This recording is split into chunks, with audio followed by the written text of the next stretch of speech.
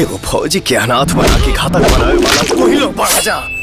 पता कर समर सिंह की बेटी नंदनी के बारे में। नंदनी के है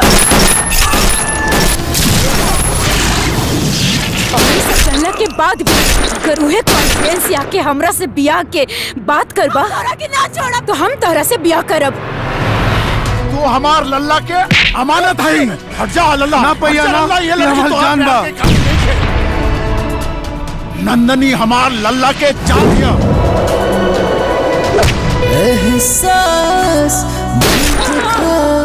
तार लाडला जो कहले बानी ओकर अंजाम कुछ भी हो सके।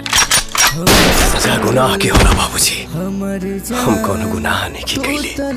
बाबूआ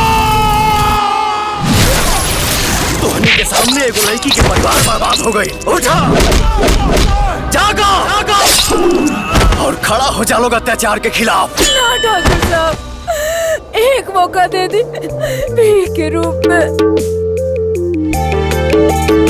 रूप धूप में गजबे खूब चमका तारानी,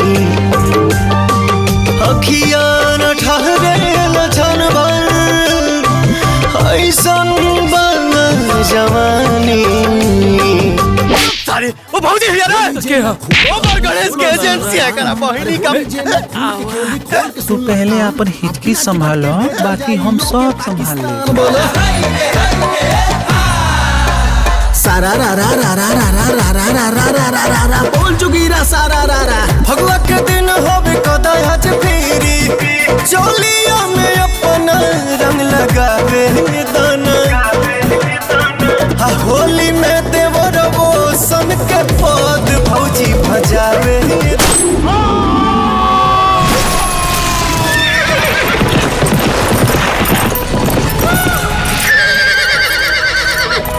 हम पागल नहीं, हम पागल नहीं, हम पागल नहीं।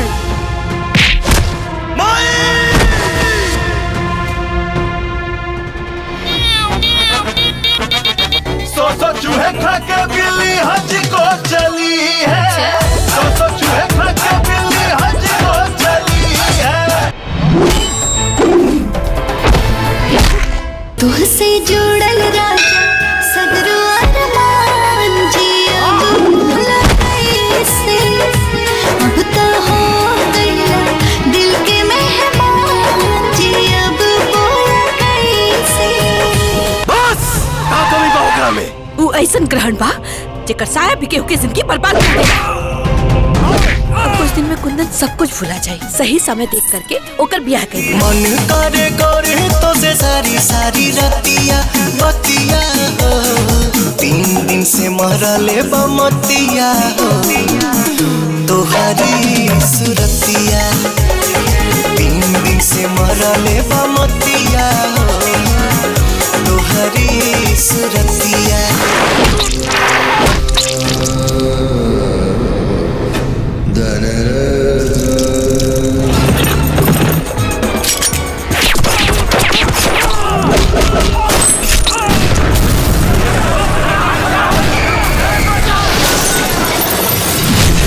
सीमा पे लड़े वाले जवान देवराज के हवेली के दहलीज भी ना पार कर सकेला। आज हम जीत के भी हार गई नहीं।